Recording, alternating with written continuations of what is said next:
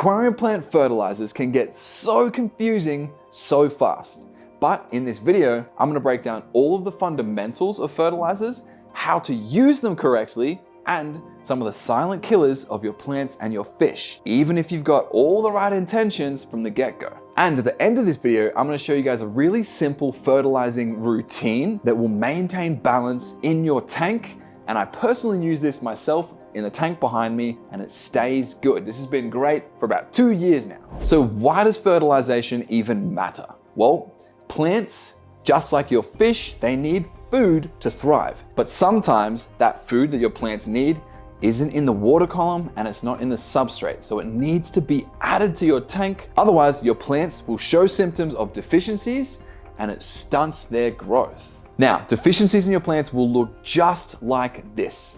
If there's not enough nitrogen, you're gonna get undercoloration in your leaves. So I'm talking pale leaves, or it just lacks that vibrance that you really want in your tank. Not enough phosphates, and you start to get green spots. Not enough potassium, and you will get holes in your leaves. Now I guarantee you, if you've got a planted aquarium, you've got those deficiencies unless you've got a really dialed in schedule. Now, if you're new to the hobby, you've probably asked yourself these basic questions. First, do I even need fertilizers? The second, how often do I dose these fertilizers? And the third, what form of fertilization? Do I use root tabs or do I use my liquid ferts? All of these questions I'm gonna answer.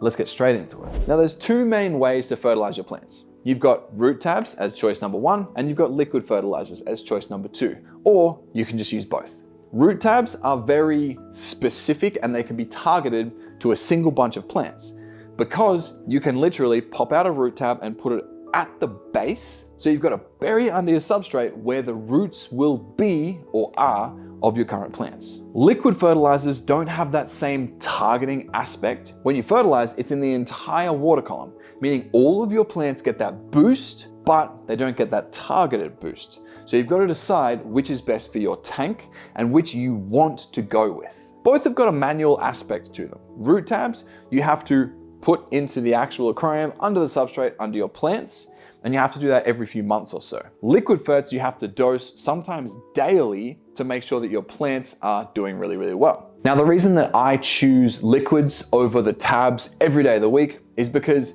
when I started using root tabs, I would put them in my aquarium and then I would just forget basically that they were there and that I have to replace them. However, when I use liquids, it gets me into a routine of having to fertilize my tanks, or I can put them on a dosing pump, meaning it's all done for me. So there's way less chance of me forgetting and my plants get exactly what they need when they need it. Plus the liquid fertilizers, they're absorbed much more directly by the plant because it's straight into the water column and then straight into the plant itself. Whereas root tabs need to slowly break down and then be uptaken by the plant. So one is a quick release, one is a slow release. And I will always choose quick release because it's more controllable. In your fertilizers, you've got your macronutrients and your micronutrients. Your macronutrients is like nitrogen, potassium, phosphates, and your micronutrients are in things like fat traces, which is your iron and your trace elements. And these bad boys, your macros, will actually increase the growth rate. So you've got deeper colored leaves, more vibrancy, and more rapid growth from your plants. Now there's a trick. You have to dose correctly. When it comes to your fertilizers, more generally means algae blooms and issues with your fish. Less means your plants aren't gonna get enough nutrients to grow really, really well. But when you dial into the absolute sweet spot, you're gonna get really healthy fish and amazing looking plants. Obviously, this sweet spot will get consumed faster and faster if you've got really good lighting like the Illumagic Pixels, and if you've got CO2 injection in your tank. So higher tech tanks need more fertilizers, traces, and effort than lower tech tanks. Lower tech tanks will need less fertilizers and less effort, but they don't grow the plants anywhere near as amazing or vibrant, which ultimately ends up meaning more maintenance in the long run. If your plants can't consume that waste, it's gonna create a really toxic environment for your fish, meaning you're either gonna have to water change way more regularly, you're gonna lose a bunch of fish, or you don't fertilize at all and you just deal with having lackey looking plants. So if you've got a tank that you're not fertilizing, to get dialed in, it's really simple. Have a look at the amount that it says to put into your tank on the box. and then only put in 1/5, like 20% of what it says. Dose that, test your nitrate levels after 10 minutes, and then that's your point. So if you've put it in and it goes up to 10 parts per million and 5 gets consumed, next time put in the amount that would take you to 15 parts per million. And then test, make sure it's 15, and then test again the next day and make sure it's gone down to 10.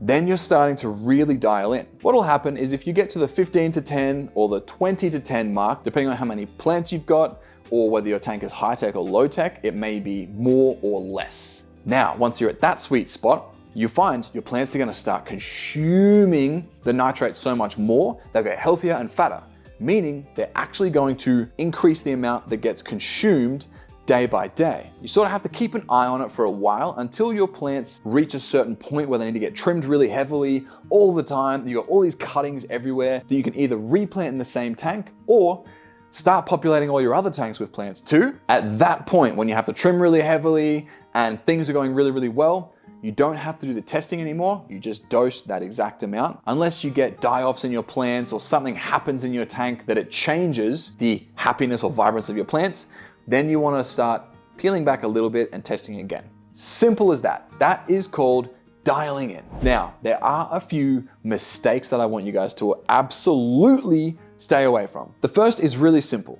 Do not guess dosages. Don't just pour a little bit into a cap and go, yeah, I reckon that's right, and put it in, because you may be putting in too much or too little for your tank, and then you start getting fluctuations in your nitrate levels. Stability is key. The second is if you do have high nitrates or nitrates that are climbing and you avoid water changing, there is nothing that putting fertilizers into your tank is going to fix or increase if it keeps on having that issue. And the third is using heaps of fertilizers without a tank that's got good lighting or good CO2.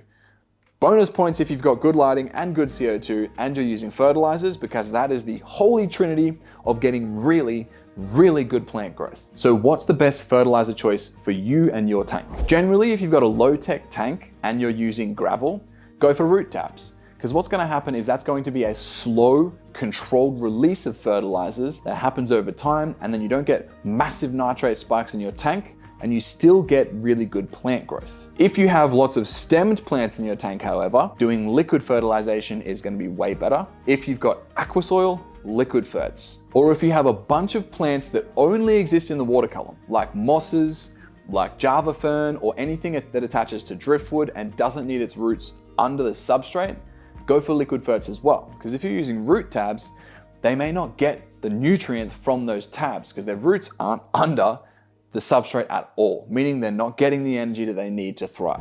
Now, if you don't have fertilizers right now, you want to get into it and you want a really good basic brand, the Dalua Fat Range is my favorite of all time. And I'll put a link to these two bad boys in the description below. So to put this whole thing simply, the first thing you want to do is identify what plants you're going to use and whether they're going to need root tabs or whether they're going to need liquid ferts. Follow a consistent dosing schedule and then keep your eyes out for signs of deficiency because you may need to increase the amount of traces that you're using. Don't neglect lighting or CO2 because fertilizer only works if your plants can actually use it. And that's it. It may seem complicated, but once you get stuck into it, it becomes so simple. Let me know in the comment section which plant in your tank that you're most excited to see grow. And don't forget to subscribe for more aquarium tips just like this. And if you liked this video, check out our Dutch style aquascape guide where we show you guys how to build an amazing tank that is just plant based.